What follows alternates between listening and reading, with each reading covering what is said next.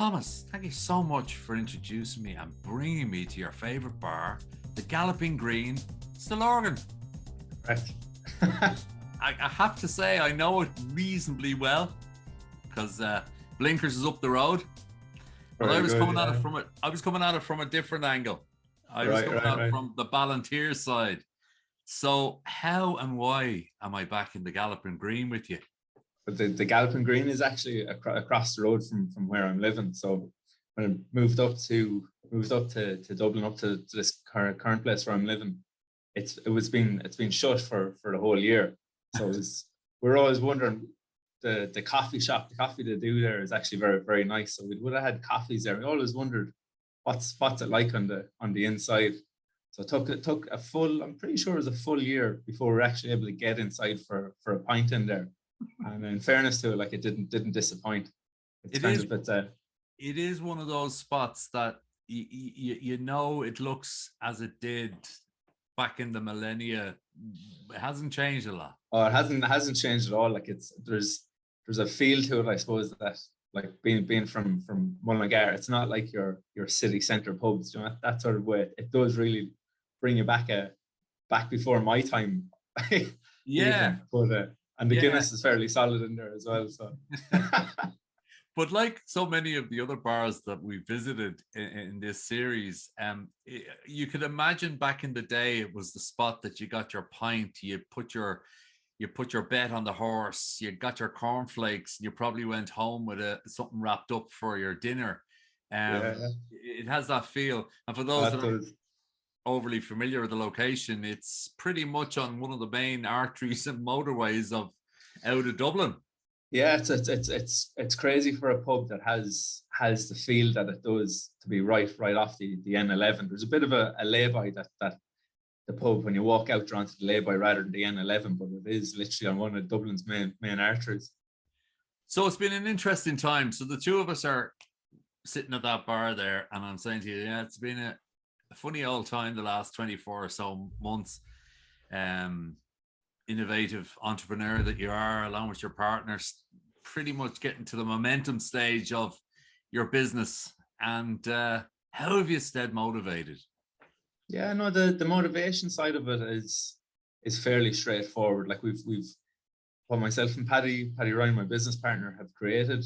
We'd like to think we're turning the dial on the construction industry. Like, we brand ourselves as a digital project management consultancy. So we're constantly kind of introducing better ways of work, and we're constantly looking for kind of talented workers that can come in, get what we're about, and kind of apply their trade, constantly trying to learn.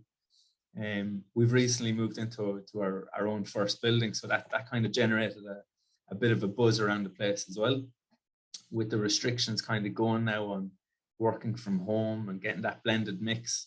That's exciting to have everybody in as well. So in terms of motivation, I think we know we're only starting out as well. We're only getting going. We're just coming up to 4 years in business. So, you know, there's plenty out in front of us as well. So I guess one would suggest that you're working on, as well as other projects, you're working on where the data or the digital universe lives in the data centers, but you're leveraging what's in them in the prime purpose of your business, which is trying BIM and trying to digitize processes and make them more efficient. So you'd nearly suggest that the change and the acceleration of digitalization and the ability or the lack of for us to be more close on sites and stuff, has it helped a bit in terms of the acceptance of digital tools that you're all about? Yeah, no, I think definitely, look, there's no joking around. There's a lot of people that got badly affected by COVID, but speaking in terms of just relating to the business, there was a huge upswing for businesses like ourselves that kind of depend on digital capabilities, or even trying to apply digital processes. So myself and Paddy would have obviously been beating the drum for years in terms of do it digitally or use BIM or whatever it might be, just digital construction overall. And we're making decent headway. We set up a company that was focused on it. But when COVID came in, it just, like a light switch, just everybody overnight had to move over to this way of working, or at least start trying. So that was a really kind of interesting time for just to see that catalyst just to come in. And it's, you know, unfortunately, let's be honest, it's been long enough that habits have been formed, created, and put in, and to be the normal.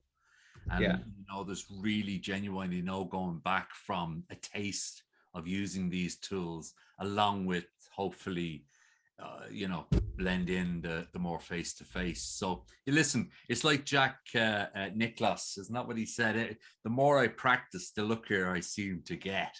You know, it's a bit like business. You're going to win shit that you thought you were going to lose. You're going to lose stuff you thought you were going to win. So take it, is sort of the advice you often hear.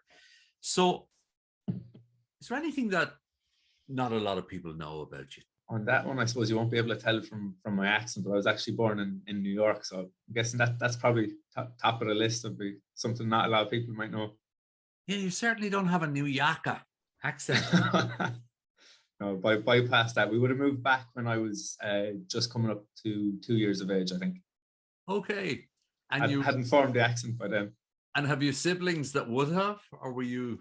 No, I'm the oldest. So my sister, the next child after me, I think, was the cause of us coming home. To be honest, I think we were getting on all right when it was just me, but I think two children in New York was going to be a struggle. So my mother and father moved back. And the natural place to go back is to Mullingar, New York to Mullingar. That's it. Yeah.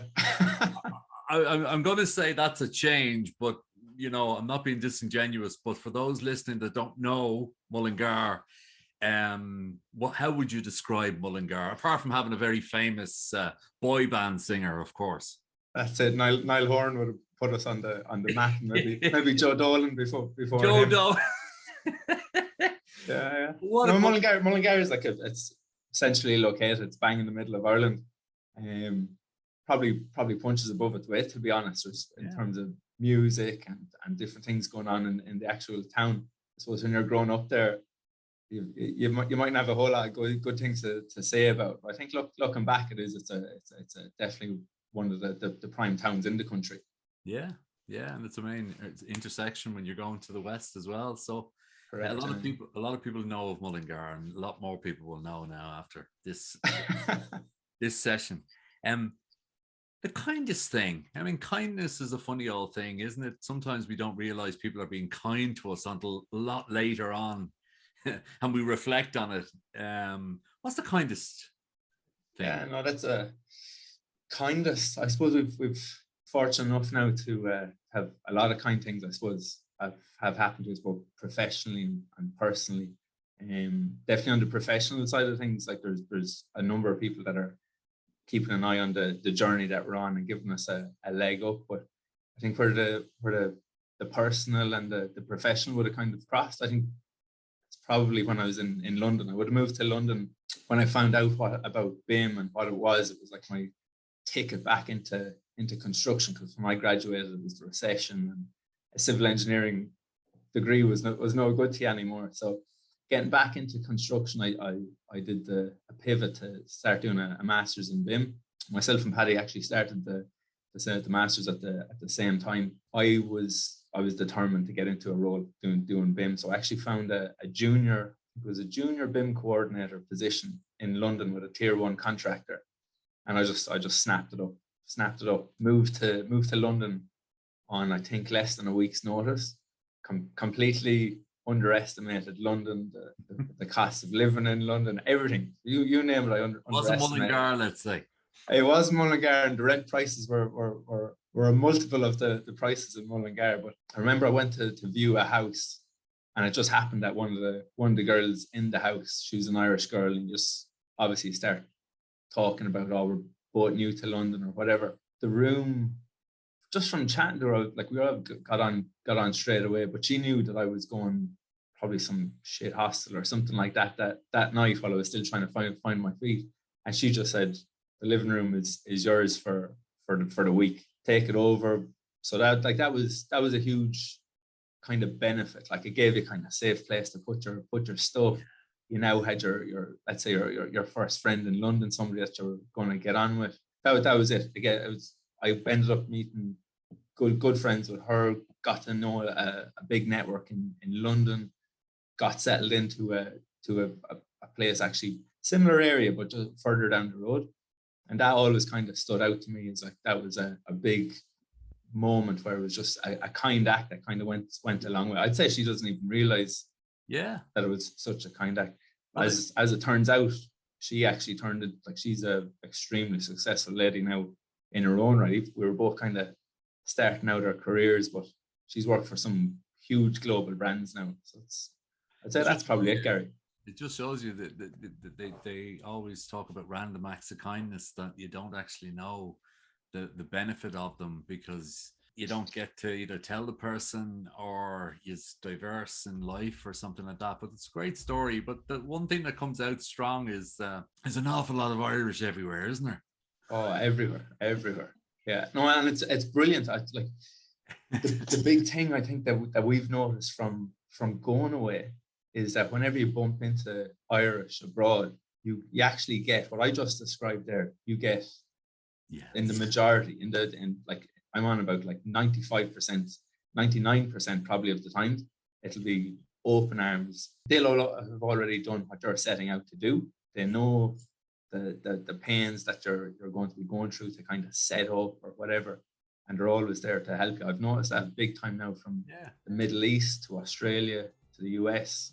Anywhere we've gone so far, it's always been the same.